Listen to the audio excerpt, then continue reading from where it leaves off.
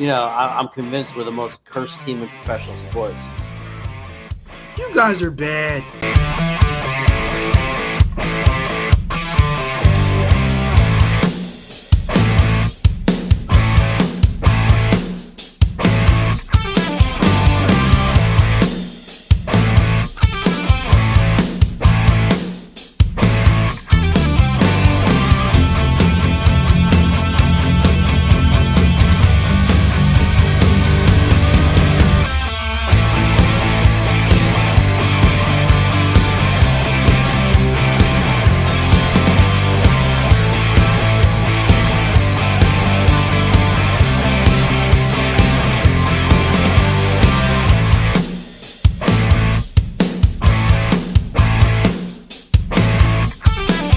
Love you, Charles. But with Modine, I'll be here every week, baby, when I'm able to. So if you love this pretty face, you're going to get used to this shit all the time.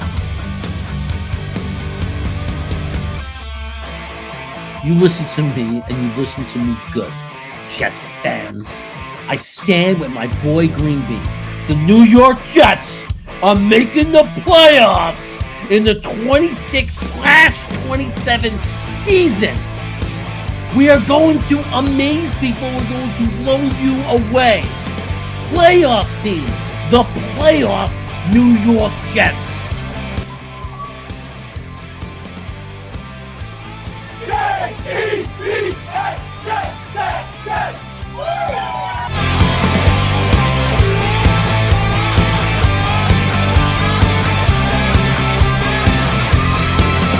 Ladies and gentlemen, it's time! So get ready to rumble!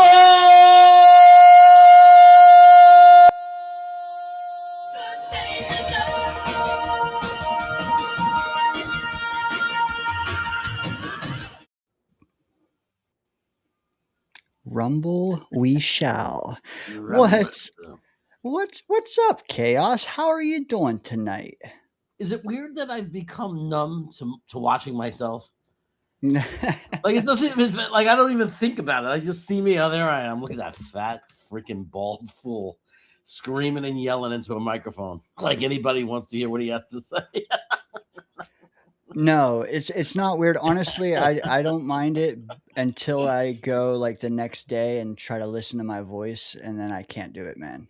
I can't do it. The voice is what gets me every time, man. I loved your voice.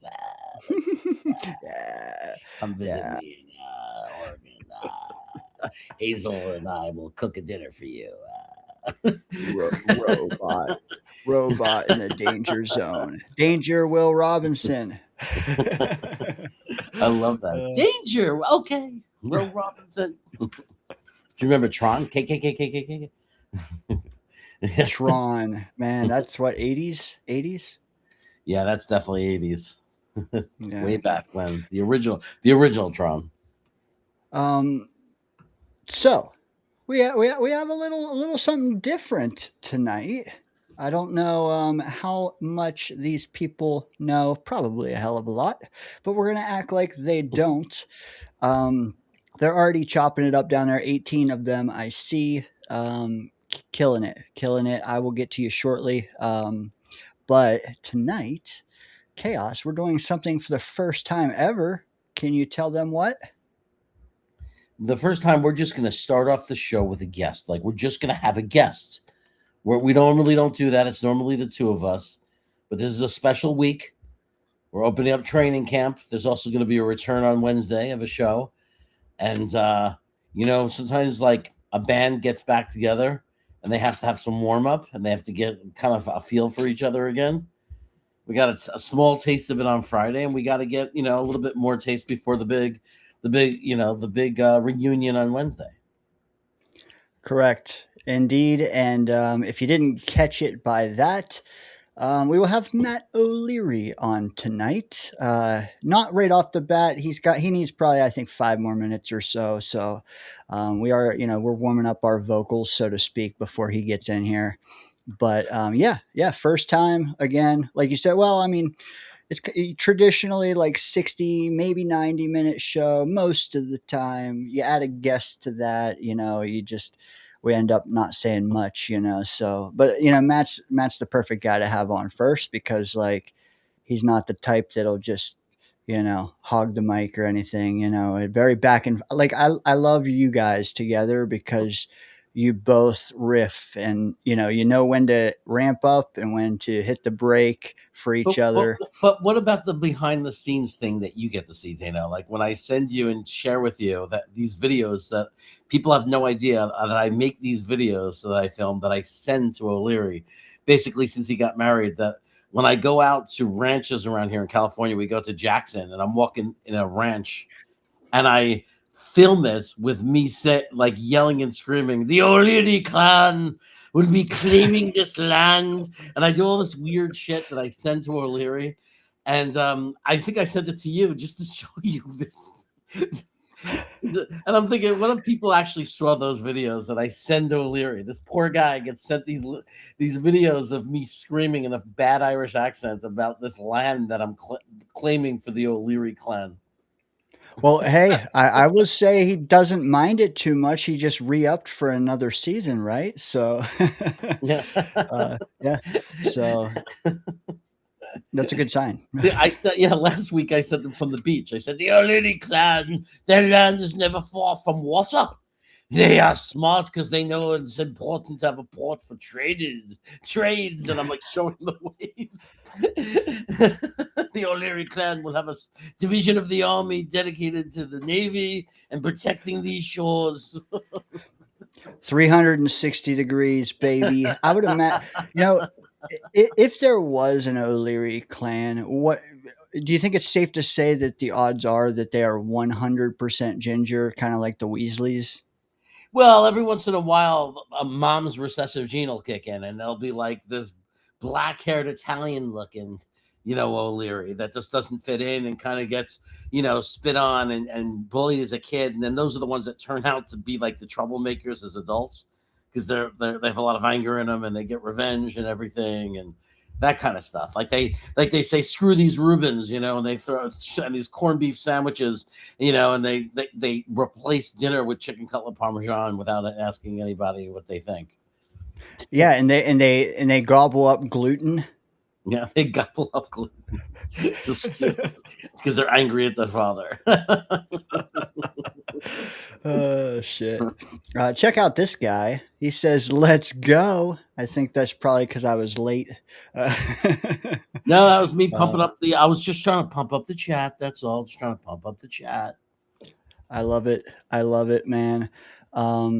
Jake says, I too would like to stop sucking and win for once. I think this is in response to the intro where you listen up, Jet fans. And you listen good. The 2026/27 season, the New York Jets are going to make the playoffs. And you heard it here from JetsChaos. The slash is the best part for me.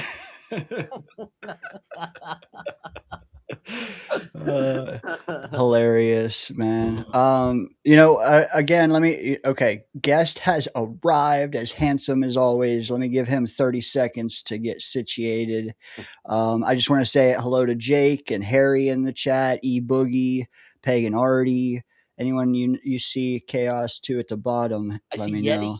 I see Yeti out there in Arizona, not far, from the Tucson area where I was in March. I can't believe how long ago that I realized that is March. It feels like I was there a few weeks ago. It doesn't feel. It's freaking gonna be August. I was there in March. Dude, I know. Like we were a 3-win team in March, and now we're a 9-win team. It's crazy how time flies. It's crazy. Nicely, Luker. Praise God. Welcome, brother.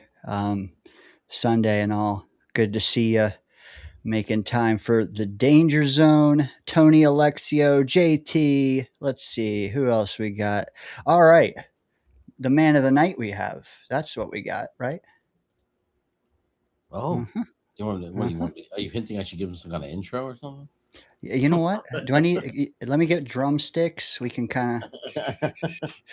Ladies and gentlemen, the gluten-free Irish soda bread eating, the first person to know it's raining, the Long Island professor that might walk into your classroom and say, "Good evening, everyone." Ladies and gentlemen, the greatest YouTube content provider in the world,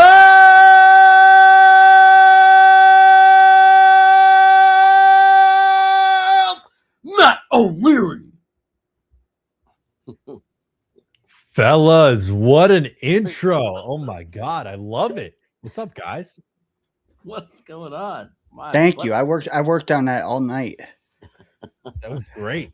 What a way to start. Matt, how's it going, man? I know you're a busy fella. Let me just start off by thanking you first off, because you show love every couple months here, with or without chaos. So that's not the hook, clearly. Um, appreciate you. Actually, chaos in the zone, in the danger zone, every Sunday. This is like episode 33. Never invited a guest. We wanted to do our first. I thought of you, man. This guy, he thought of Green Bean, but I said no.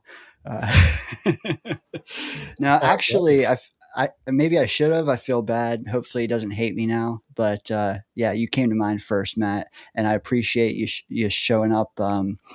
Literally, like, would you call it the eve of training camp? Would you call it day one? Yeah, I think we're still technically Eve, right? Until there's practices, which is Wednesday first practice. So really looking forward to that. But yeah, the rookies in the building. We got some news on some injuries. It's starting to feel real here, fellas. I'm excited. I love it, man. We're so close. I mean, the rookies are there. They're probably working on some stuff. They're probably like learning plays and be getting all kinds of lectures from the coaches of how to be professional and what to expect. And it's exciting. So I wish I could like just participate in that, like kind of like be invited to pretend I'm one of them and just be walking around and getting, the playbook and sitting in the meetings and going, of course, into the eating area or cafeteria area and probably participating in the buffet, and it'd be so much fun. I hear the facilities are being upgraded as well, so maybe that food will get even better. But Matt, I don't know. We could start a million ways. You know what? I have a couple things from the chat already. Why don't we get warmed up with some of those, and then we'll get into some other stuff. Let's see. First off, we have Jake, member for 9 months. Hell yeah. Humans are created in that amount of time. So shout out to you, Jake. Glad Cavill got casted for Highlander, not Jeremy. Wow. Yeah, I'm not the best Scottish accents, but I was trying to do an Irish one.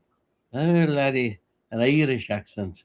I tried to put the margarine and the marmalade on the bread. My favorite videos are the ones that, like, usually, I don't know, about once a month, Chaos will send me a video of something in an Irish accent, like just like scanning. Well, I was telling them about it, about I was telling them, I'm like finding land for you for your future clan. Yeah, it's great. And those are my favorite videos that I get. Those are your favorite.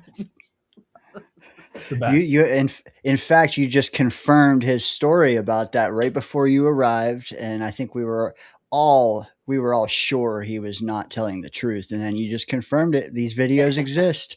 They do. I'm gonna release them. I was just gonna start tweeting them out anytime I get them now, so we can put Jeremy on blast. Does Miss O'Leary think they're funny?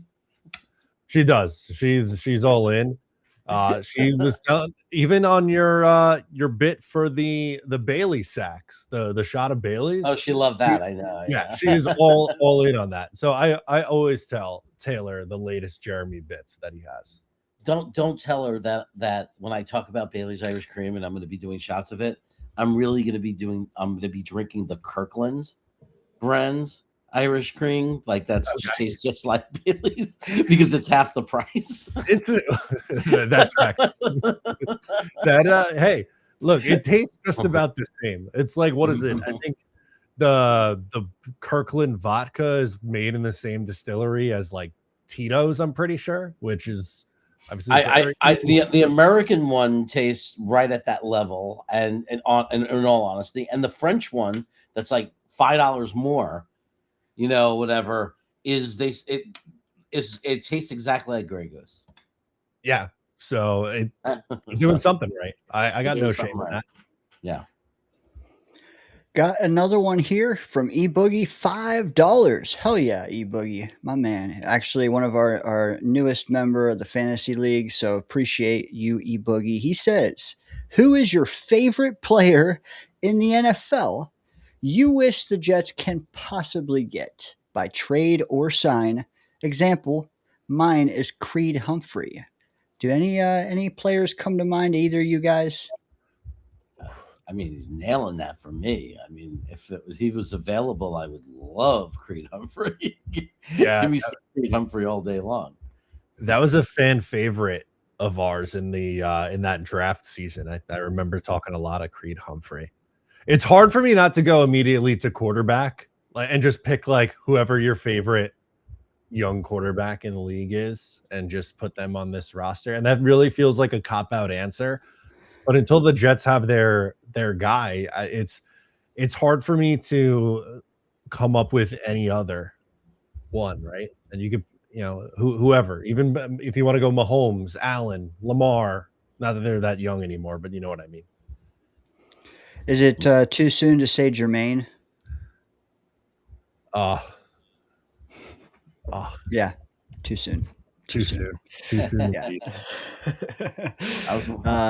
I got his jersey and everything, man. It's so sad. It's my white jersey for our Whiteout Friday. Like the only white jersey I have that fits me really well is my Jermaine Johnson jersey. It's sad. It's sad, but hey, we're in a better place. We can say that. I think. I don't know. We'll find out, right? All right. Artie and Peg and Artie. What do the rookies do coming to camp a few days early? Matt, do you know what they're doing tonight, tomorrow? Well, part of it is the medical stuff, which we found out some info on a few different players. Not that they were all rookies, but like T'Vondre Sweat, obviously Tyler Barron we found out about, but I can't really give you a ton. I don't really know what they're doing. I don't think it's anything in an official capacity. My best guess, who's kind of just getting, acclimated. Uh-oh.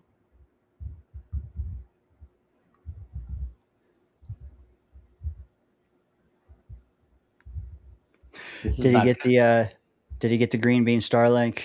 Yeah, I guess so. But it's so interesting because this is what he does for a living. Poor guy. Maybe we're in the danger zone and he's still alive. I don't know, but you know what? Let's give him a moment. You know what? I'll boot him because I think he's gonna need. Maybe he replaced the Starlink with Kirkland's. Speaking of Kirkland, here's one for you, Jeremy. Jake, $2 super chat. Buying anything Kirkland is a steal. I think that I think that Costco does a great job. I do. Most of their things are just completely 100% makes 100% in the world. And the things that they don't do, they sell the actual brand. Like when we get ketchup, they have Heinz. Like the things they don't do, they don't try to do. But and then when they're able to sign deals I think they're just rebranding. They are going to the manufacturer, the production plant. They're cutting some kind of deal and they're rebranding. That's exactly what's happening. And a lot of their products are really good. I have no shame in saying it. I don't know what just happened. If that my internet dropped or what, that was very bizarre. Sorry about that, fellas. Thank you, Jake. Anything Kirkland is a steal. Jeremy agrees. Matt, you're fine. You're fine. It's a kind of, hey, it's the danger zone. You got to expect some weird shit to happen, right? All right, let's get into a little bit. So, coming into this show, I had a vision like you guys do your reality check every Wednesday, right? 3 p.m. Yes, sir. Which is awesome because it's noon here and I'm typically on lunch. I love it. Thank you. Don't change that ever. Reality check though. There's a lot of takes this off season that I've heard that I feel like could use a reality check, or maybe the people do, or maybe I'm wrong and maybe you guys will agree with some of these takes, but I have a little list. I'll pick the best of because there's a lot here.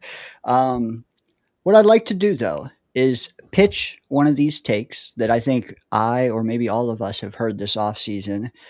And could you guys possibly, and I haven't asked Jeremy this ahead of time, so both let me know, could you give it maybe a reality check spin where, the take gets thrown out and you either, you smack the person, you shake them to wake them up, this is ridiculous, or you say, hey, man, I actually can see where that guy's coming from. This, he's spitting some truth. How does that sound? Let's do it.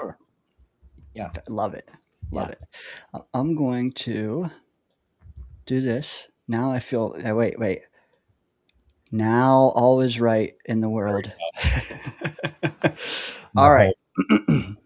I thought about putting on different costumes and calling in as a different person with each one of these takes. We don't have the time, but that would have been fun. Okay, here's a good one.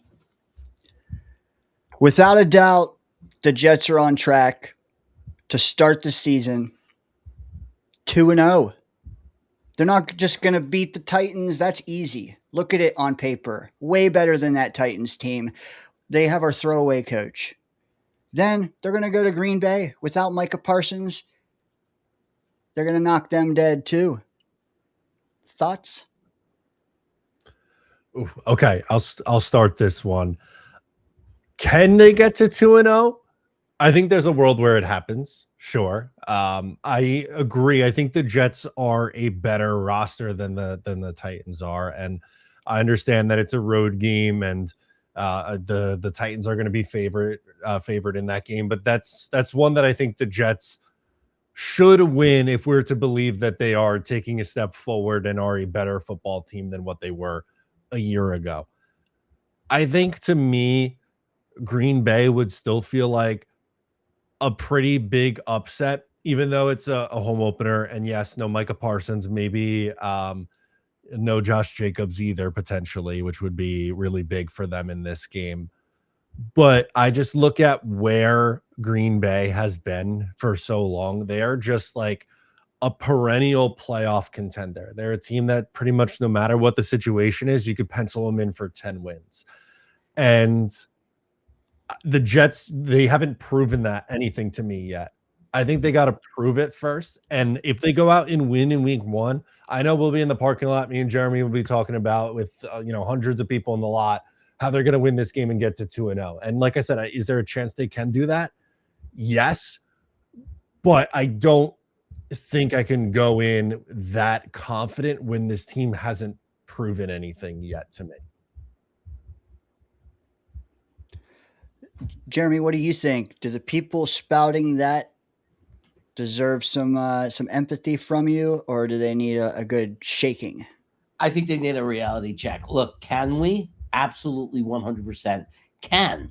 Can is very different than, oh yeah, we're going to win the first 2 games and that's easy, right? And nothing is easy. No wins are easy. And I don't want to ever quote Saleh, but if he was right about one thing, is wins in the NFL are rarely easy. I mean, maybe if you're the Chiefs or Seattle, and you're playing a really weak team, you get an easy win. But this game against Tennessee, who are we for anything to be easy? I think we're more talented, but we're on their field. Let's look at the odds makers. Look at Vegas. It's going to be a 50-50 game. That should tell you something when you take away the emotion of being a Jets fan, right? Like, what is the world saying as far as the betting where they're putting their money? And then going into, even coming home to play Green Bay, we're an underdog for sure. Do we have a chance to win that game? Yes. Should we be confident we're going to win that game? I don't know how. Based on what? Right? Like, there's nothing to base it on. So I would say reality check. Let's hope as Jet fans, let's get together and hope and think positive that we can. And I hope so, because a 5th loss in a row, 5 years in a row, flying across the country to see a game with that guy you see in front of you right here next to me, Matt O'Leary, and Greenbean and all those guys, to have to watch them lose a 5th time in a row, 5 years in a row, would really, really just, it might put me over the edge. So can they? Man, I sure hope so. I like it. Next up, we have Garrett Wilson. And thank you, Scott, Murph, Hazel, couple others all submitted some of these. So shout out to them. Garrett Wilson is generational. I love Garrett Wilson, and I don't want to have to be put in a position to talk down on Garrett Wilson, but I think I'm going to have to do that right now. Generational, for my issue really is more so with the word generational, because I think it gets thrown around way too often. Garrett Wilson is a very, very, very damn good football player, and he is one of the better wide receivers in the NFL. However, I don't think I could say in good faith that Garrett Wilson is a generational player. When I think generational wide receiver in today's game, Justin Jefferson, Jamar Chase, probably end of list. It's like the top of the top of the top. And like I said, I love Garrett. I think he's awesome. I don't think it's fair to put that tag on him.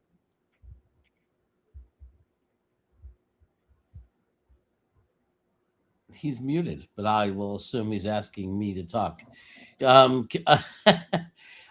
Look, he's by definition, he's not generational. I love G5, and I hate calling him G5. I love Garrett Wilson. And I think that he could be statistically much better, and I think that he's had a really rough situation in his career. But that is just speculation. Me saying I think he could have 1,500 yards, 12 touchdowns in the right situation is speculation. I might believe it, but I can't go out and then say, we can't, based on what we've seen, say he's generational. He is a phenomenal player. I love him. I've watched the catches he makes. He's an excellent football player.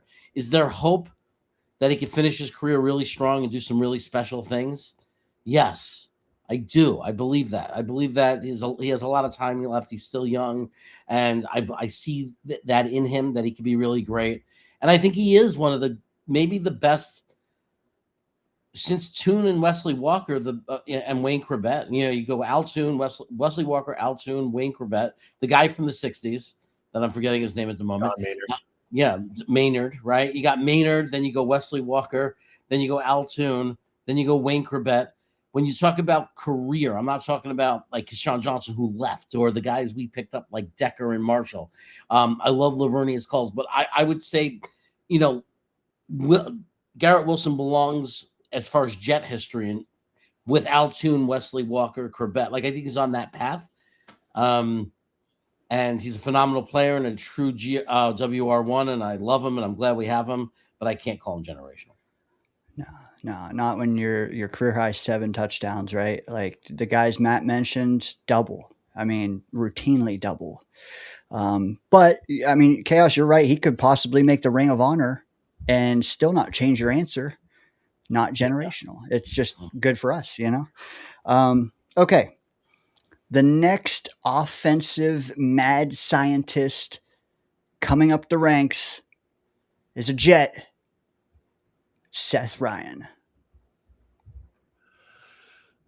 I kind of buy that one a little bit. I like Seth Ryan. I think that's interesting. Now, is there enough there where like, oh yeah, he's already proven that he is? No. But if your argument is, well, he was under Ben Johnson, who's one of the best offensive minds in the game now, and he played a large role in creating some of their trick and gadget plays that they use, then you think that that's going to translate for him at this next level. Like, okay, I can get there. I am very bullish on Seth Ryan, so I am closer to agreeing with that one than any of the other ones that we've gotten so far. Yeah, I'm gonna say it's. I would call him our best. Like if you looked, not just in our team, but in the NFL. Like if you looked and made a list of 50 prospects for coaches, like a coaching prospect list, he's somewhere in there. Like he's this ranked prospect, right? And that what prospect means is you don't know for sure he's going to be good, but he's definitely a prospect. There's definitely intrigue. There's definitely promise. Now, nobody get too excited about him because the odds are that if he does climb the ladder and become a head coach, it's 1 in 32 he becomes our coach. Because it's not like many guys climb the ladder in the coaching staff and become the head coach. That's not how it works. Like he's going to get to some level, catch somebody's attention, and he's going to get stolen away for a promotion. Like one day someone's going to take him to be their offensive coordinator if we do well, right? So, maybe he'll come back to us, but I'm saying 1 in 32. So, but that being said, I think he would definitely be listed as an NFL prospect coach. Like if you made a prospect list of coaches, future coaches. I like it. Okay. We're okay, guys. We should not be in the dumps. We should not be mid. We should all be full bore because this season we're getting the Seattle Geno Smith. Oh. Can that happen? There's a world where it happens, yes. Just based on what we saw last year, and I get it. The situation in Vegas was really bad. Like we can say that and all admit that. But Geno's 36 now, and he's 2 years removed from that play now at this point. I think he can get back to, I'll call it like, I don't know, 70% of what he was in Seattle. And if he does that for the Jets, that's probably the 20th best quarterback in the league, probably throwing for, I don't know, we'll call it 3,800 yards, 25 touchdowns, 10 picks, completion percentage around 67%. I would sign up for that in a second. I just don't know. Like I'm looking at 4,200 and 4,300 yard seasons and 30 touchdowns. It's very hard for me to believe that a now 36-year-old Geno Smith, or soon to be 36-year-old Geno Smith, is going to be able to replicate that here.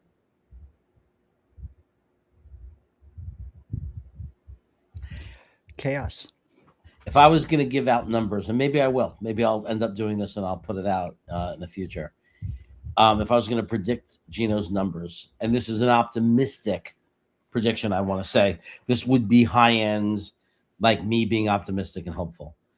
If I would take to get his numbers. This is what I'm going to do. I'm going to take his last 5 years, his last 5 seasons, all of them, including the Oakland one and the last 4 in Seattle, and I'm going to tally them up and divide them by 5, and I'm going to do an average, and I'm going to project that his numbers for the Jets will be an average of his last 5 years, and which really means it's going to be somewhere in between what he did last year with the Raiders, obviously, and his best year in Seattle, or his good year in Seattle a couple of years ago. And that's where I think the numbers will go. And a lot of it will be not because I understand he's 36, going into 37 years old. He's older. I'm going to say it based on, I think honestly, and people might think I'm nuts to say this, the Jets might be giving him the best supporting cast he's had in a really long time, or maybe ever. possibly, based on how good these rookies are and how things unfold. I like it. Both very salient points. Let's stay in that room a little bit, or allegedly in that room. Doesn't matter how Gino does. You know why? Because next year we're set up to have Baker Mayfield lead this team, baby. I don't buy that one at all. And I like Baker. This isn't necessarily like a Baker take. I just don't think the Jets are going to, or made the trades that they did to get all the draft capital that they did, and are going to turn around at the end of it and go, you know what, we're going to try to find another quarterback who'll be 31 next year, and he's going to be our answer. I like Baker. I think he ends up figuring things out in Tampa Bay and ends up staying there. I know the contract negotiations haven't been going great for him, but I don't think Darren Muji makes those trades and trades away Sauce Gardner and trades away Quinnen Williams to not take a swing at the quarterback through the NFL draft. I think it's going to be a draft pick. What say you, Chaos? Do Do I need a reality check? Yeah. No, I'm thinking. I forgot now. I lost my train of thought. Okay, let me buy you let me buy you 1 minute. Do they have anyone behind Baker? Like anyone of? Okay, I got in my mind. I got off track when I started with Baker, and then I started daydreaming about Kate Klubnik and thinking about my take on Kate Klubnik. I think Baker Mayfield's a good quarterback, but I don't think he's right for our situation. I don't know. I mean, it wouldn't be terrible, but I mean, he's probably going to cost like $50 million, and is he the guy though? Or do we take the shot in the draft? We have such a strong draft. You take the shot at getting the young guy next year, where I feel there's already 4 to 5 guys I'm really interested in already. There's like a handful of quarterbacks I'm very interested in that are coming out of college next year, and I can't pass on the idea of getting a quarterback and having a bargain quarterback for 4 years and then an extension and that whole thing. And I just would love to have a bargain quarterback, like a quarterback that doesn't cost $50 million, but costs $15 million for 4 years. Like, I just like that better. And I kind of want to take a shot at that. So I'm not a big sign Baker Mayfield guy because of the money and how much it would cost. But at the end of the day, I don't think it would be the most terrible thing because he's not old. And I think he's really good and really solid. I just think that it's a lot of money. If there's a Jets fan that's banking on that, though, what would you give the likelihood of that coming to fruition, real quick? 5%. I was gonna say like 5% or less was gonna be my answer. That sounds legit. I agree as well. You know what? Chaos, you kind of teased it, so I'm going to start this one with you. The Jets just got extra first-round picks next year. I don't know if you know that, because they no longer have to spend one on a quarterback. They have Cade Klubnik, baby. Look, that's a dream, and it's not impossible. I hate it when people use such strong words. Like, I understand when people say, if I sat there and said Cade Klubnik's going to be the guy and we don't need to draft a quarterback, I understand the anger, right? If I said it like that. But I also don't understand when people say it can't happen. Because I promise you, nobody thought nobody knew about Brock Purdy. If I would have told you Brock Purdy is going to be the 49ers starting quarterback for the next 4 or 5 years, when they drafted him as the bubble pick, you would have said I was smoking crack. And Tom Brady, the greatest example of all, when he was picked in the 6th round by the New England Patriots, nobody, and I mean nobody, except maybe the guy on their personnel department that yelled and screamed they should draft him, thought that he had any chance to be what he was. So what I'm saying is no one is impossible. Nothing is impossible. Dak Prescott, come on. Nobody saw that coming. Right? I mean, like, I don't remember any Jet fans at that time screaming we should draft Dak Prescott, right? And I'm not saying he's a Super Bowl champion or he's amazing or anything like that, but he's damn better than any quarterback we've had in a long time that we've ever drafted. So I just will say I don't think it's impossible, but we can't count on it. No, absolutely. In no way do you count on it. You pray for it. You hope that lightning strikes and we get a miracle, because that's all that is. That's what that would be. It would be finally something or some greater power decided to finally throw some love our way. We're going to get, and it would be an amazing thing to have happen. It would be an amazing thing. If it magically happened, it would be, oh my God, can you imagine what that would be like? Over or under 5%, Jeremy, in the next 9 months that happening. I think it's okay. So there's only a 4 to 5% chance that he would even be a starting quarterback in the NFL, right? Statistically. And I did the numbers myself, physically went through the last 25 years. Every quarterback drafted, how many became starting quarterbacks and were good. And I literally came out to like 4 point something percent. But you have to factor in, there's a chance that Gino's going to play every week. And we're not going to get to see, even if Cade Klubnik hit that 4% and was that guy, we're not going to know that. There's a good chance by we're not April. going to know. What are the odds we're going to find that out, right, in his first year? So I would say it's very unlikely. It could be, 1%? Yeah.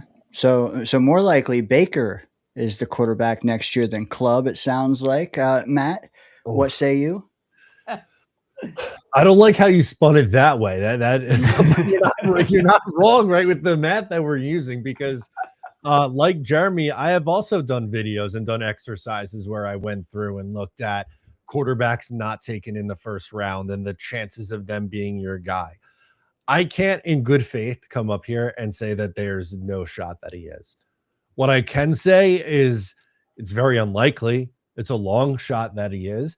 It would be the best case scenario for the Jets, though, because as you just laid out, you wouldn't have to use one of your first round picks, and you would have 3 first rounders in a strong draft class that's not just strong at quarterback, it's strong across the board to continue to add to your roster. And you'd have a cheap quarterback for 4 years. Like that's the dream right there. But I don't think we can go into this season as fans and be banking on that being the most likely outcome. I am with you. I might even shake someone saying that. I'm just full disclosure. It's like peeking at your presents before Christmas. Just wait until Christmas and open it then. But I digress. Okay. I don't care about these defensive additions this offseason. I don't care about a famous D-line coach. The Jets defense will right the ship because Aaron Glenn is a great defensive coordinator. Oh. Okay. So I'm gonna have to hop off after this one because I gotta still do my lesson plan for my summer class tomorrow. But I'm leaving on a good note. I'm gonna say that Aaron Glenn, if the Jets defense improves, Aaron Glenn will be a part of the solution, but not the only solution. I think you're discrediting the roster additions and the additions of a Carl Dunbar that way. I think Glenn would deserve a lot of credit. Like if this defense goes from, what were they last year, 31 all the way up to like 12, I think Aaron Glenn deserves a lot of credit for that. But I think it's really unfair to say it doesn't matter that they completely revamped, the entirety of that defense at every level. They brought in guys on the defensive line, in the linebacker room, in the secondary. And yeah, they brought in a really historically good defensive line coach. That doesn't matter. It's all on Aaron Glenn. I don't think that's fair. I think he's a part of the a part of the solution, but not the only reason for it. Is he a great defensive coordinator? Real quick. I don't know if I could say great. I think he showed that he is a solid to good defensive coordinator. I think especially in his last year. And people are going to look at some of just like the more basic, like the points allowed and yards allowed, and maybe it's not as eye popping. And I don't think he is I don't think schematics is his strength. I think he got what made him enticing and what made him a good defensive coordinator to me was that after injury, he kept getting a lot out of that defense. And I think he, like I said, I don't think he's a great defensive coordinator because he's some schematic genius. I just think he's able to get a lot out of his guys. Personnel. Yeah. Okay, Matt, dude, appreciate it. Sunday night, man. Popping our cherry, so to speak. Thank you. Why don't you tell the folks? I kind of already told them, but just real quick, when you're going to be with this guy or whatever else you want to plug, man. Yeah, first of all, it's always a blast coming on, hanging out with Dano and JetsChaos. I love hopping in here whenever I can, and I'll be on Wednesday at 3:00. We'll have our first practice in the book. So Jeremy and I will be reacting to training camp day 1 on Wednesday. And we made it, guys. We finally made it through this long off season. So I'm pumped up for training camp. Love it. Love it. Chaos, anything to add? We'll get Matt out of here. I'm just looking forward to Wednesday, and hopefully there'll be only good news. We'll only be hearing some good things, and knock on wood, because it's the scariest time of year for me. Stay healthy, right? All right, Matt. And good luck with that lesson plan, brother. Catch you later. All right. Thanks, fellas. I'll catch you later. Later, Matt. Oh, busy man. What a nice guy to pop in and respond to some of these. Chaos, I do have a couple more. Can you hit them alone? Or I think I can handle it. If not, we can bring Sean McAteer in here. He's got an interesting beard also. Facts. Sean McAteer, defender of the world. Boogie. Boogie got it. Boogie. You know what? That's a good point. There's a couple things that happen down there I have to hit first, and then we'll get right back into it. Not that I have to. I want to. First off, Chili plays? I don't know. What do you? I think it's just Chili plays. Maybe it's Chicago Lee plays. I don't know. Or chill. No. It's Chili plays. Yeah. Maybe Chili plays. Maybe 2 E's because it was already taken with 1 A. Could be. Hey, becoming a member in the DZ. Appreciate you, brother.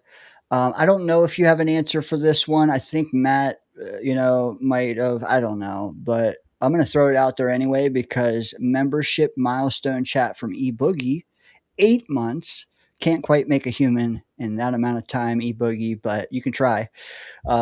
He asks, any UDFA on the Jets you guys like/hope make the team? There were none this year that got me super excited, to be honest. There were none. Oh, well, there's the safety. What the hell's his name? There was one as a safety that Tom C seems to like a little bit. I'm forgetting his name. Shoot. There's some something with a V, I think. There was some safety who I think was probably like the only one that I've heard anything about that stood out at all. You're not talking VJ Payne though, right? Oh, is he not on a UDFA? I think he was like a 7th. I mean, don't quote me, but I think he was a 7th rounder. But I mean, that's pretty damn close, man. I will count that. The only one I can even think of at this moment is that long snapper. That was the one that got people mad, man. There was a lot of people. Tigo was pissed. He was like, "What is going on? What do these guys think they're doing? We have a long snapper." The audacity, right? I know, but I heard he's good. We'll see. I need the list in front of me, and I think I deleted it a while back because it was You're playing with fire, because he does one bad snap, and MetLife will be torn down. Yeah. Maybe you can PS him. I don't know if it's worth it, but damn, I wish I hit this one sooner from Dom C. And if he's still here, maybe he can answer UDFA stuff. But he wanted to know, and I missed it. He says, I know camp hasn't officially begun. There's a lot of time left. But who's your hot take player that will make the final 53? Do you have one? Hot take player that makes the final 53. I haven't really thought of it from that perspective. I can, let's see. I can give you a list. I'm trying to think of one that would be a hot take. You know what I mean? That's my challenge with that. Yeah. I'm trying to think of one that would be. I'll pick one that I think. Okay, so I don't know if it's a hot take. So you'll tell me if it's a good enough hot take. I think Arian Smith is going to make the roster, and I know a lot of people are starting to think that he's not going to. So I think he will. You know, I think it's moderate take. I don't think it's blazing. It's hot though. I mean, I don't know. It's year 2. It's tough, man. Whether it's really hot, but I will take it since you're put on the spot. You know what I mean? I'm also put on the spot and I'm grasping here. Let's see. Defense, I really think it would Tyler Barron be hot, man. It's tough because like when it's a year 2 guy, it's like, do they just lean on upside, or not even upside with him, but like just that it's so early in their tenure? I don't know. Let me look at offense because I did have one here. I don't know. Do you think keeping the fullback is a hot take? Yeah, maybe. I given that Kine is going to definitely make the team for special teams, and then you got Davis and Allen. I think it is a hot take to say there's going to be a 5th guy. Because I even think that the sniffer from last year is in huge trouble. I think he's in big trouble because I think that Jeremy Ruckert now being demoted to like a tight end 3 to make him more useful to the roster could be the sniffer because he could be lined up as a fullback. So I think to say that anybody's going to make it as a fullback is a hot take because you got Jeremy Ruckert and you got Sadiq, who was lined up as a fullback at Oregon. We saw you and me know more than anyone. They use Sadiq for everything. So I would call that a hot take. Okay, fair. Sean says Jamal Pritchett for him. That's hot. That is. Oh yeah, that's hot. That's hot. How about this? Is this hot from eBoogie? Cisco. It's not. I don't think it's hot only because I think it would be hot on most other teams, but there's some hard on that this organization has for this guy, right? And I don't get it. I think he was terrible last year, and he was. Look, we were excited about him. He had a bunch of turnovers in Jacksonville, but his last year, people don't know, his last year was his worst at Jacksonville. Their defense fell apart, and he was part of that collapse. And then he came here, and he sucked from day one. Remember that first game or whatever where he got burned? And we were saying, oh, shit, that was Cisco's. That Cisco messed up on that. Like, he got caught. So, and then he was just bad. So, to me, I call it a hot take if I was running the team, because he would be on my shit list to make this team. But it's hard to call it a hot take only because it feels like they freaking love him and they gave him all this guaranteed money. Not tons, but they paid him like $1.5 million guaranteed. Yeah, fair. Tony said special team ace Smith, you mean? Yeah, that, you know what? That will be his claim to the roster, I think. So we'll see. If it wasn't for that, if it wasn't for his gunner abilities, I don't think he even would make the roster. He might come in on trip. He might, yeah. I mean, but because he's there, he might sneak in there on certain plays where they line up for him. They might send him deep. So, I mean, he is a problem when you put him out there. When you put him out there, if you've done any scouting, if you're the defensive coordinator of the other team, you literally have to keep a guy back. He's a jet. I mean, and I'm not pardon the pun. He is super fast, man. He's nasty fast. Like, so you do have to keep a guy back. He's a problem, and there is an argument that it's not that I'm saying it's a very good chance he's going to be this impact player, but there is an argument that there were plays where he was open and he just didn't have a quarterback that could throw the ball to him. That, we had a big problem with quarterbacks that held the ball. We had a quarterback who stood there like a statue and would not throw the ball. And then we had a quarterback that can only throw the ball within 10 yards of the line of scrimmage, which didn't really serve Arian Smith very well. So let's be like, I don't think, I think the door is closed a lot, but I don't think it completely shut on him. I hear you. Okay. So let's segue back to a few of these positivity proclamations, we'll call them. PPs for short. So, Chaos. I'm a fan, a random fan. Okay?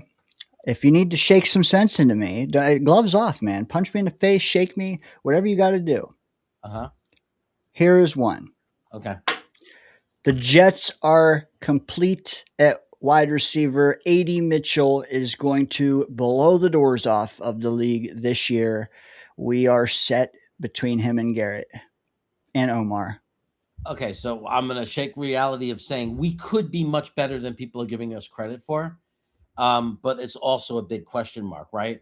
Okay, so AD Mitchell, I'm probably in the top tier 5% of Jet fans as a supporter.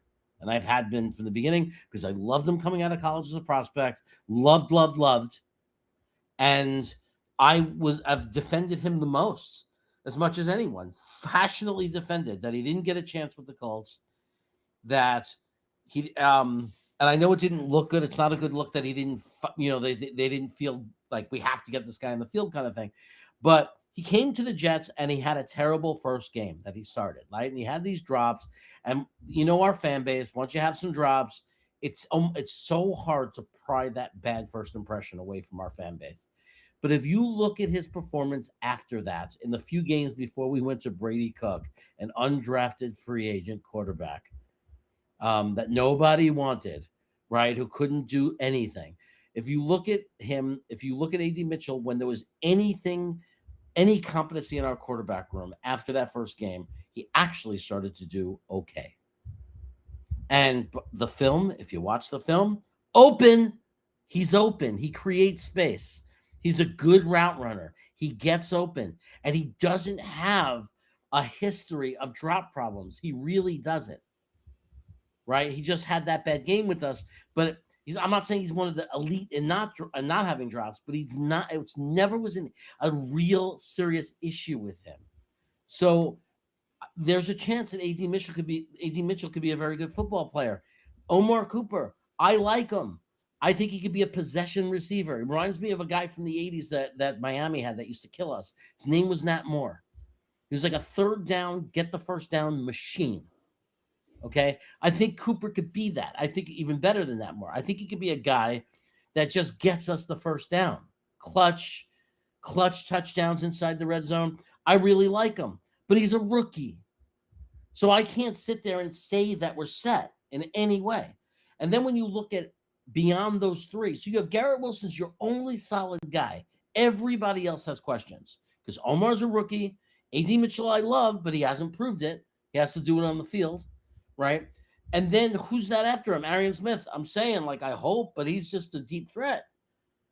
Right. And then we're talking about guys like Pritchard, and we're talking about a veteran guy, right? Palmer, whatever his name. I mean, it's not a complete room. Right. But it could prove to be a very good room because it might be really top heavy. Omar Cooper, if he comes out and breaks out and shows that he was the best, we've seen the third or fourth wide receiver picked in a draft be the best wide receiver in their class. So you don't know that he's not going to break out and be really good. And then you might have AD Mitchell be really good. And we might have a great 1, 2, 3, but complete room. I'm going to put thumbs down to that. I like it. Dishing reality checks here on a Sunday night. Got just maybe two more. The Jets are going to win 9+, and this is only the tip of the iceberg when it comes to Green Bean Island. That thing is just going to grow and grow the next 5 months. Y'all ain't ready for this. I want to believe it. I want to believe it. Well, I what do mean, you say to someone who does? That's the question. there are moments where I do. I support them for having faith and believing. I think the biggest doubt, and Jake Asman said this, and he's right. I mean, not that I believe he's automatically a bad coach. I'm not on that boat with Jake Asman. I think it's unproven and unanswered. But I think the biggest problem with the Jets, even bigger than the Geno Smith question mark, even bigger than we have a lot of young unknown question marks, bigger than all of it, is Aaron Glenn. Because, and I think Jake said it really well. If our coach was Jim Harbaugh, I think a lot of fans would be saying 9 wins. Right? But that doesn't mean that Aaron Glenn can't win 9 games. It means that he doesn't have any kind of resume that shows any reason why we would believe that. So I think he's the biggest question mark on our team that's preventing me from saying I really believe we could win 9 games. But there are moments where I do. And I'm hopeful that we will, and I will never ridicule anyone who says it. I like that. Here's one for you. I'm on Green Bean Island. Like I said it, and I'm gonna stick to it. I can't. And I'm back. I'm saying it with complete emotion, and just some feeling and gut, against all logic. I'm saying that we're going to win 9 or 10 games and make the playoffs. I think we're gonna have a miracle year. I do. Listen here, Jet fans. And I think on Sundays we're going to be so happy, Dano. We're going to be competing with everyone because everyone's going to want in and be on Sunday nights, reacting and doing all their shit. And I don't care. Our faithful will watch us and support us. And I think that we're going to be laughing and palling around on Sunday nights, amazed at the wins we're getting. And I hate when people say, look at our schedule and find me the win. It's such nonsense. It's the NFL. It's like the wins are just, I don't know. Maybe it'll be we beat Green Bay. Maybe it'll be we beat Detroit. I don't know. We're just going to win games. Play them tough, man. I think that's not our, I don't know, for some people, it's the bar for how they need this year to go. For me, it's, compete, play good game. Dude, we sat together last December, man. I just don't want that. I think that was, I want to sit, I watched games with you or whatever, or react to them later. What I'm saying is that performance level has to go away. It does. Just bring the bottom up, and we can work on the ceiling as we go. It's going to take time. We're not going to be good in September or great, but bring the floor up and then work on the ceiling. Maybe it's you do one in the first half of the year and you do the other in the second half. But yeah, dude, do I think that if I put odds on 9+ wins on this date, I think I would put it at 20%, which isn't it. It's not low. Yeah. That's not horrible at all.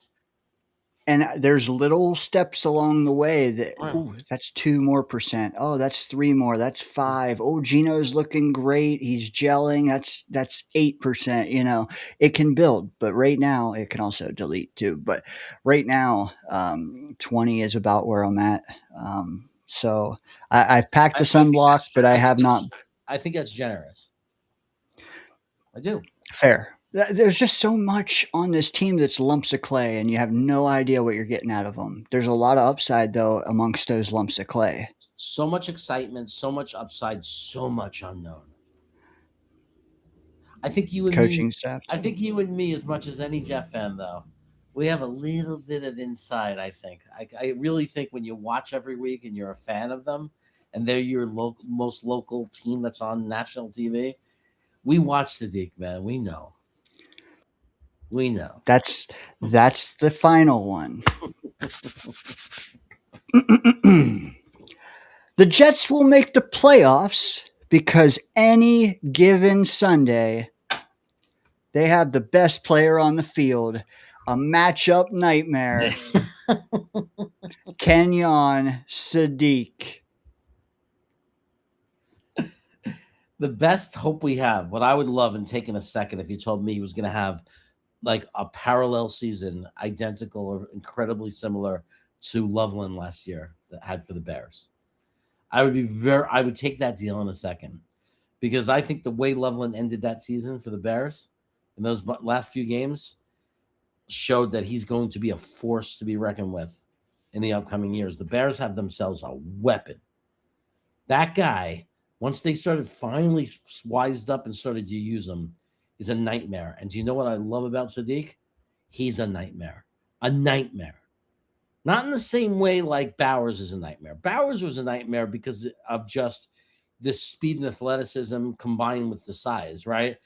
But I mean, we use the same words, but it's a different thing. But to me, Sadiq is more this big, fast, long width arm, with like just crazy, just jump up like a basketball player and get like an Antonio Gates.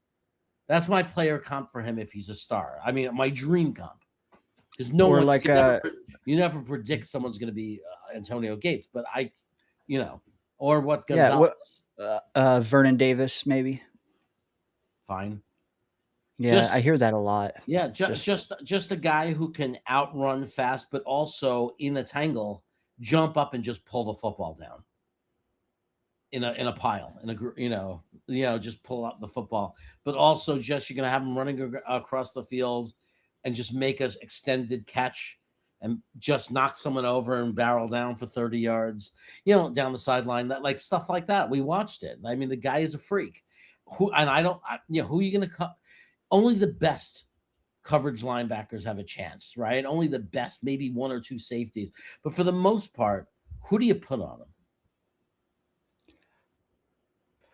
I don't know, man, because like I've seen content today that say, "Oh well, dude, our little D'Angelo Pons locked him down," and it's like, well, that's a little unfair. I think that whole Hoosier defense kind of did, but also I like that Sadiq will go against Pons a healthy amount this summer, so maybe he'll figure that out. But also, yeah, dude, the Hoosiers were keying in on him to stop him. For sure. You're gonna hate that I say this, but I think the Indiana defense shut down Dante Moore. No, I don't hate you for no, man, not at all. I watched those games, man. It was hard not to agree with you there. And Ohio State shut them down. The year before? Lanning has to figure that out, man. Yeah. He does. I do. Yeah. I like his odds this year, but you got to see it. I mean, what's beautiful this year that you have to remember is that Sadiq is going to have Garrett Wilson on one side. The other side is going to be either Cooper or A.D. Mitchell. And sometimes when you have 12 personnel, you're going to have Mason Taylor slipping out, right? You got Breece Hall that they have to watch. So when he was playing in Oregon, who did Indiana key as far as receivers when they played Oregon? I mean, they were so nicked up at wide receiver. There was not much else, just regular guys. Their game plan was stop Sadiq. Malik Benson, but I mean that guy was drafted on day 3. We're talking different tier. And Boss Girl says Pons will only make Sadiq better, and vice versa. It sounds to me like she's saying iron sharpens iron. Yes, it is the iron sharpening iron kind of thing, and Brownlee doesn't hurt either. He's pretty good himself. But I do think that you have to really consider that in those games that there's no question that if you could go into the locker room, the defensive coordinator for those colleges against Oregon, they had plans to stop Sadiq. They're not good they might one day because he's so good. He might break out as a star. But for right now, no one that we play this year is designing plays to stop Sadiq. You know what I mean? They got Garrett, they got this. They're trying to figure out who they're gonna have to worry about. They're gonna start the season saying Garrett Wilson is the guy we know, and Brees Hall. Those are the weapons they're looking at. Opposing defenses. Now that might change. That might change as the season gets going. That might change. But those are the guys they're looking at. They're not looking at Sadiq. Yep. No, you're right. And we could be a trap game if some of these other guys, like even if it's not him, but like if Omar steps up or if Sadiq steps up or Mason or, like I don't even care. It doesn't have to be the same guy every week. Just one of you guys needs to be the third fiddle week to week. And if you got three, it's really hard to stop three guys, even if they're not they're not Justin Jefferson. If they're Garrett Wilson and he's got two other things, in his corner, that's going to help him a lot. So yeah, I don't know that he is going to be the best player on the field. But what I will say is if you use him, like I would only be running routes with him early on until he's really adjusted. Just route, man, because he's going to make the defense think, whether the staff does schematically throughout the week or on game day when the linebackers are staring him down or a safety is, and it's like, holy shit, this guy is huge. He's a horse. Like, well, I mean, you got to think Geno Smith, a veteran quarterback, is the perfect quarterback for this exact situation we're in right now, right? At the moment, he's a great quarterback in this moment of building because he's going to be a kid in a candy store. I mean, look what he's going to have. Look what it could be. I have a good offensive line. I have Sadiq and Mason Taylor. Right? Sadiq could be the slot, but then Mason Taylor might sneak out and be wide open. And all you got to do is throw it near him. He's a vacuum. Just throw it near him and he's catching it. Then you got Garrett Wilson doing all crazy and running great routes. And then and on top of it all, now you can have Cooper, who's very reliable, but also AD Mitchell is a freak. The film shows it. He's not easy to cover. And he's a big target that you can see downfield. I'm telling you, you're right. I don't think it's going to be consistent one week. We're not going to be a one-story team where it's like it looks the same every week. I think if it works really well, you're going to see 1 week where you're going, oh, Sadiq's going to be a superstar. 8 receptions, 110 yards, 2 touchdowns. Oh, my God, Sadiq. And then the next week, Sadiq's going to get 2 receptions, but Mason Taylor's going to get 6 with 80 yards and a touchdown. And then the next week, AD Mitchell's going to get 2 touchdowns and 150 yards, and Garrett's only going to get 40. But then the next week, Garrett Wilson's going to be Garrett Wilson and get 140. Like, this is the kind of thing we might see. You're right. Because these guys all have that potential. Yep, I'm with you. Can we hit some rapid fire chat highlights, and then I'll get you. We'll both get out of here. Chaos. What do you think of that? Sure. Okay. Scott Foster chimed in earlier, and he said, "Side note: the Packers drafted our current center over Creed." Yeah, look, silliness. We love Creed. I wanted to draft him even though we had traded up for AVT. I still wanted him with that second pick instead of Elijah Moore, that second round pick. I still wanted Creed. I called into the Jets, into the panel. I was going to bring that up to Matt O'Leary before. That I called in because Ryan actually asked me. Ryan said, Chaos, who do you want? Like, who do you want to take in the second round? And I said Creed. And he goes, ooh, double dip on the offensive line. I said, not because it's the offensive line, not because of position, because he was the best player available. He was the best player available from probably pick 22. In my mind, I was already screaming his name. He was the guy already for me. And sorry if I forget, you probably already said it or Matt did, but who did we take? Elijah Moore. Oh, that year. Fuck. Why did I ask? I don't want to think of that guy. Okay. Dude, it would have changed things dramatically. All right. Harry chimed in when Matt froze, and he said, freeze bean. I like it. I see you, Harry. That's a good one. I wish I got to it live. All right. And again, these can be rapid fire chaos. Kel chimes in. If the OC and DC is bad, how can you blame everything on the players for last year? You don't. But This might have been when I mentioned Tyler Barron. Just a heads up. well, I mean, no, Tyler, but he was terrible because that you could just watch the film. He was getting blown off the line of scrimmage. He's not, I mean, I'm not saying he can't develop, but he wasn't strong enough and he didn't have the technique. He was getting out positions. They were throwing him around like a rag doll. Cisco, that wasn't defensive. You could sit there and say he didn't have a good defensive coordinator, but you physically watched him get fooled. That's not the defensive coordinator's fault. Like he bit and didn't fill his post. He was the safety and he bit inside. And we watched him get killed against the Steelers. We watched it. He was getting outrun. He was just could not cover. He was bad. You know, I mean, sometimes you could see it with your eyes, and that's why, but I'll make the argument because he said this, I think, when we were talking about like Arian Smith. Arian Smith, on the other hand, was open. You could see it on the film. He was open. So how could we sit there and say he was bad? If he was on a team with a quarterback who could throw the ball to an open player, maybe it's a totally different story. It sounds like the same story, and not to rebuttal too much, just it sounds like it's the same story with A.D. Mitchell, right? Are you extending the same courtesy to Arian Smith that you would A.D. Mitchell, who they both can create separation, but they just did not capitalize last year? Same thing? I'd be a hypocrite not to. Now, if one of them, the film, they weren't, you can watch the film. There's all 22. If one of them wasn't open, so even if the quarterback was throwing the ball, we had a competent quarterback. If you could see on the film, they're not very good route runner. It's kind of shadowed the whole time. Somebody was right on him. Didn't look like he was really, didn't have any burst or change in acceleration, on routes, like all of that stuff. If they didn't have that, but forget me watching the film. Joe Blewett showed it. Guys. If you want the breakdown, he did it for A.D. Mitchell and for Arian Smith, and he showed it.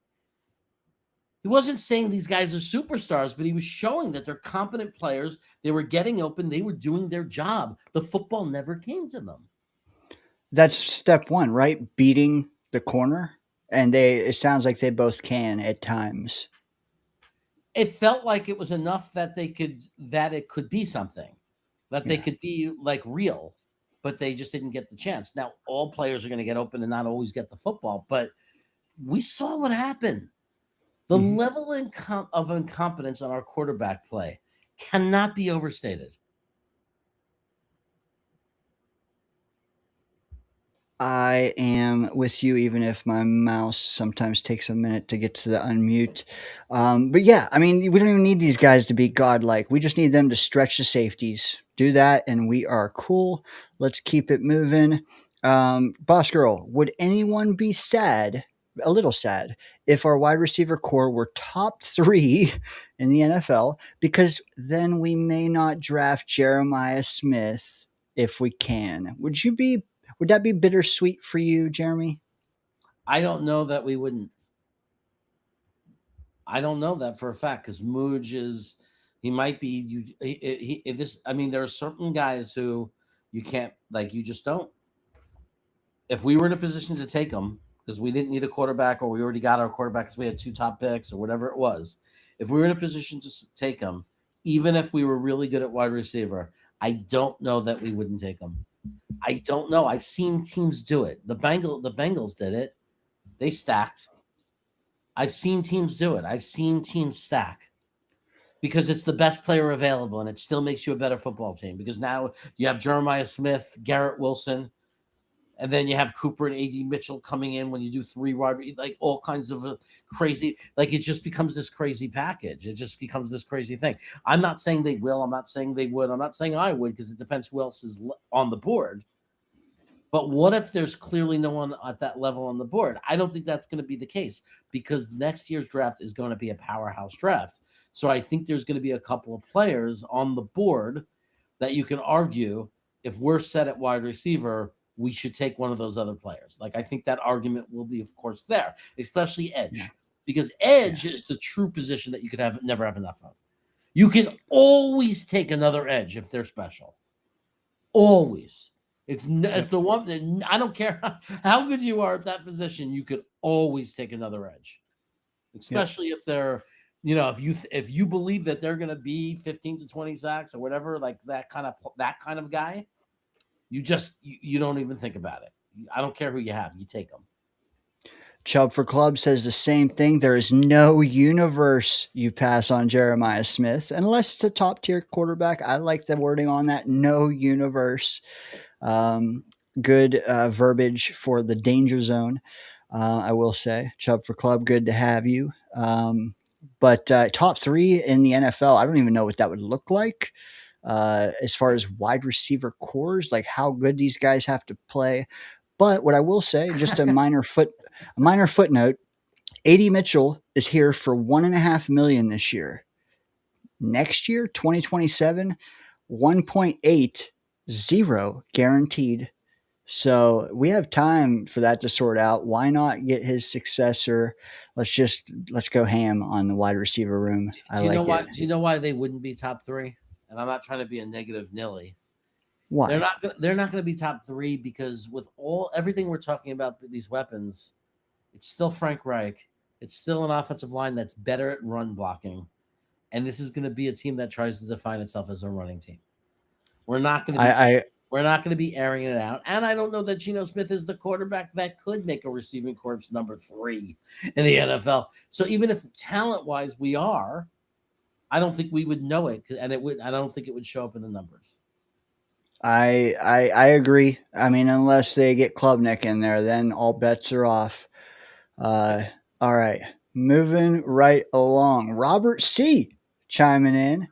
Is linebacker the Jets' weakest position? It's the least depth. Like, it's the most dangerous position. I can make a Dom C argument that it's not our weakest position because there's not gonna be many times where we need more than 2 linebackers on the field. Right? Like inside linebackers. So it's like it's gonna be like depending on how they play, if they play a 3-4, and then how often are they in base versus how often are they playing in nickel? If they're playing in nickel a lot, which I think they might be, like a lot of nickel because they got Brownlee and because they got Pons and because we have a coach that wants to get back to being a secondary, powered defense. I think it's a depth thing. I think it's weak in depth because because we have a guy who's 37 who's not going to be around long term. Also, you got to worry about what if he gets injured.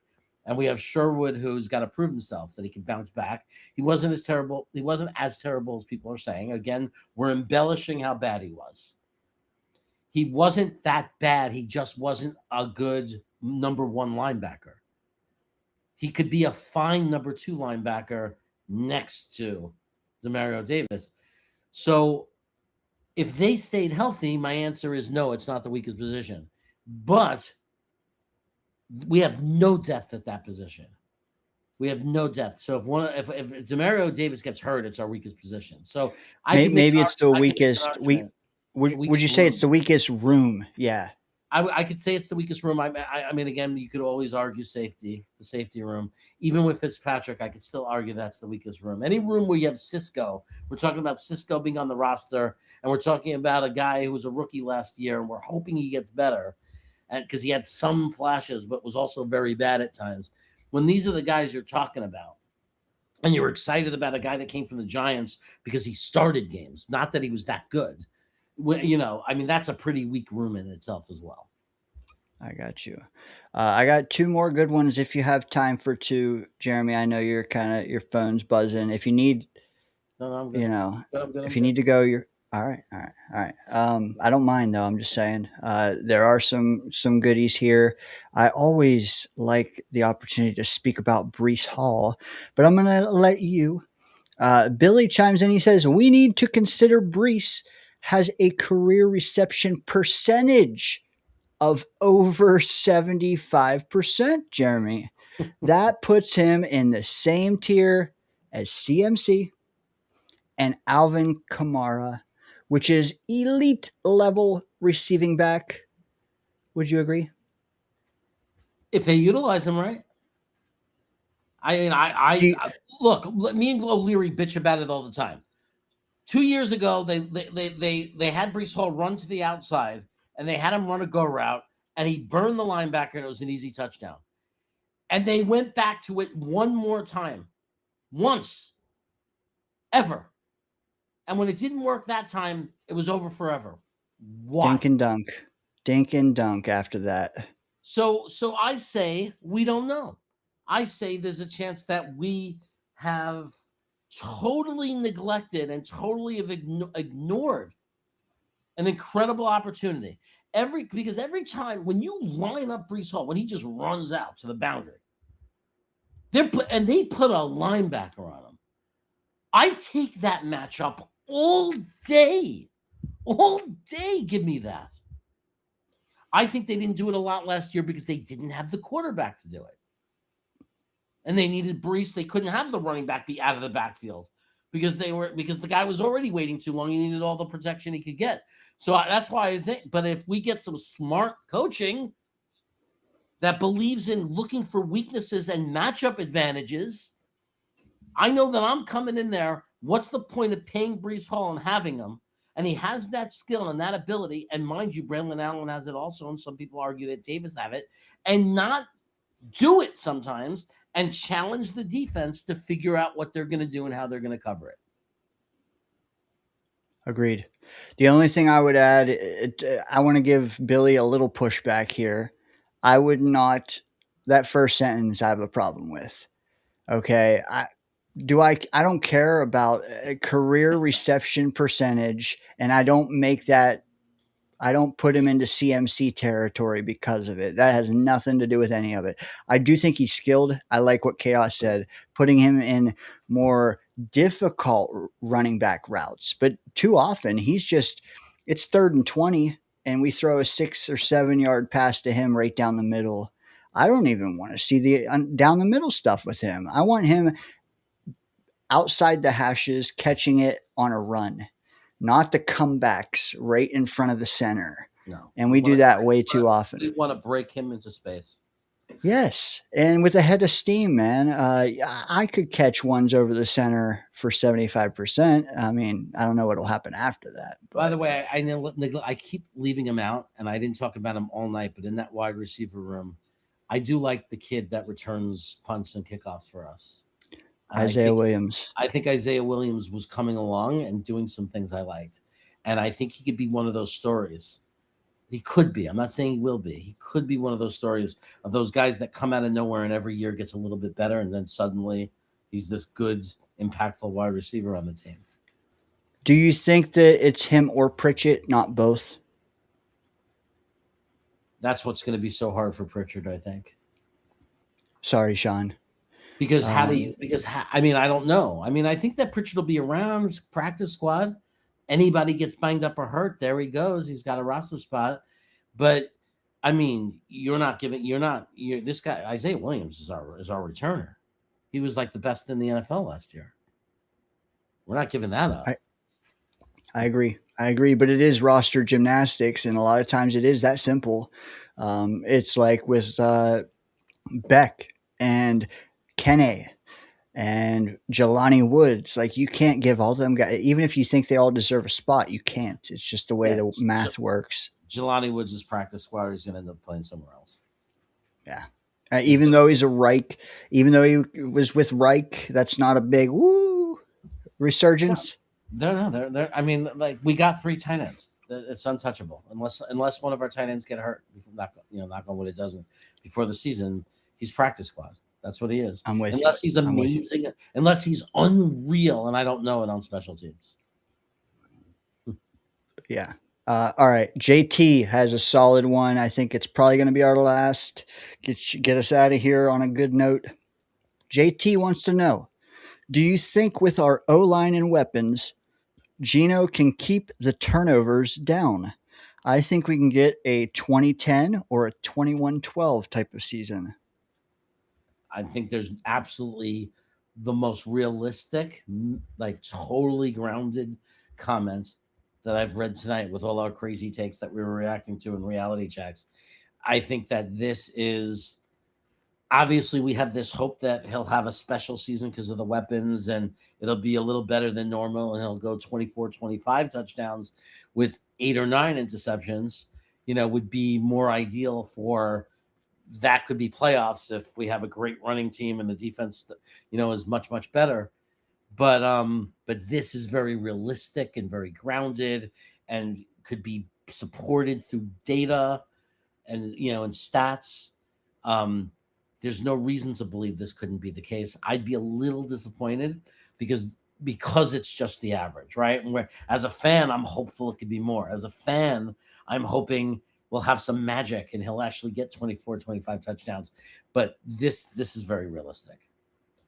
Yeah, that's like what, 1.5 a game, maybe 1.25, assuming the running backs get a couple. That math tracks. Right. I think so. Yeah, because Brees is going to get some, and Braylon Allen or Davis combined are going to get some, and hopefully our special teams will get something, Mm-hmm. End arounds, Sadiq will get probably 10 or 12 with the end arounds. Shit. Gino might score some on the ground. True. You know what? I would pencil him in for a couple there. I would. You know what, Jeremy? We still have 33 people in here. 33 crazy, insane folks watching us here on a Sunday night. Appreciate that, dude. We're gonna leave them wanting more tonight. How you feel about that, Chaos? Wow. Takes a big man to walk away when he's got 33 watching him. Around here, that's a high number, especially this late. I'll take it. But fast forward 2 months. What is it going to look like in here then? Let's hope, dude. Hopefully we get to 700. We are at 692. Jeremy, we were in low fives, I think, when we started this. It's been a long climb, but we're getting up there, so I like it. All right, guys, training camp's here, right, Jeremy? Rookies are in the building. The rest will be coming tomorrow, right? Is there anything? The rest show up, I believe, on Tuesday, and then the first practice is on Wednesday. Okay, so still a little bit of time. There might be guys. There's probably veterans there right now. I bet you Geno Smith is there. I bet you there's a bunch of guys that are already there, and there'll be plenty that get there tomorrow for sure. I like it. A lot of, those guys are having a time. Nerves, Give them a few days. They'll get to click clacking. Guys, we'll see you next Sunday. We'll see you this Friday, but with me and Chaos, it'll be next Sunday as well. All right, DayngerZone out. Chaos, catch you later, man. Thank you. Peace. Peace.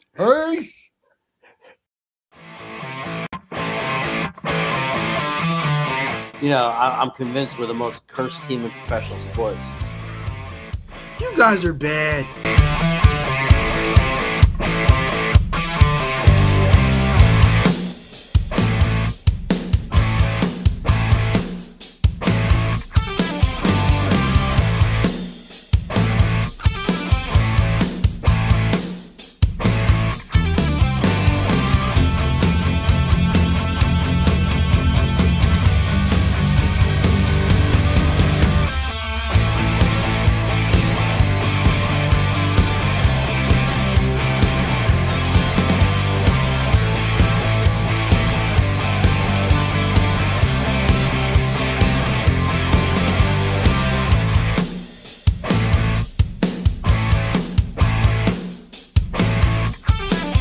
Love you, Charles. But with Modine, I'll be here every week, baby, when I'm able to.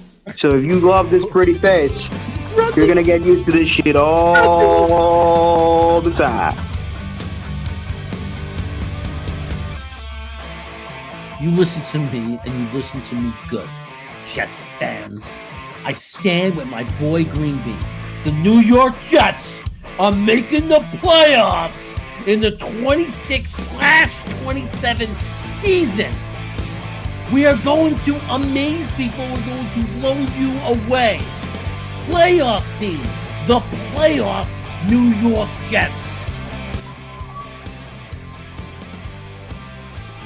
Jets! Ladies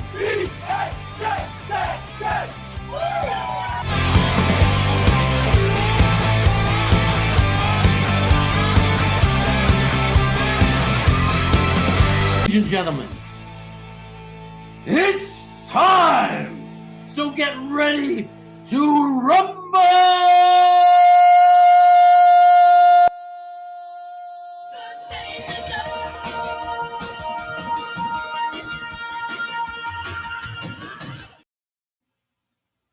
Hey, yeah, I'm still here. A couple final thoughts. Not thoughts, really, more like notes. Subscribe to Matt O'Leary NY. Please do us that solid. He gets another subscriber tonight. He'll definitely be back. Also, check out Brooklyn Brothers Food Review if you haven't already for some hilarious JetsChaos content. Say that 3 times fast. Also, we need, I think, one more person. If everything breaks right and Peg and Artie is down for 2 entries, we need one more person for the DayngerZone first annual fantasy football league. $50 entry fee, blah, blah, blah. Go to my posts section on the channel. You'll be able to see the flyer there. Comment on it tonight if you want to be that final spot. And also, if you already put your hat in the ring, as some of you have a couple weeks back, if you've changed your mind, let me know. But all those people that said it a few weeks ago, plus the people we have in, we got 11. We need one more. So if you enjoy this show, this community, and you want to compete again, if you want to shut me up, then beat me. Also, someone you may want to beat in that league even more than me. I mean, besides Scott, besides Murph. How about beating Dom C? That can go on your fridge, man. So, again, go to my channel, hit the posts tab, find that first post there, or that most recent one, and let me know you want in. All right, I think that's about it for me.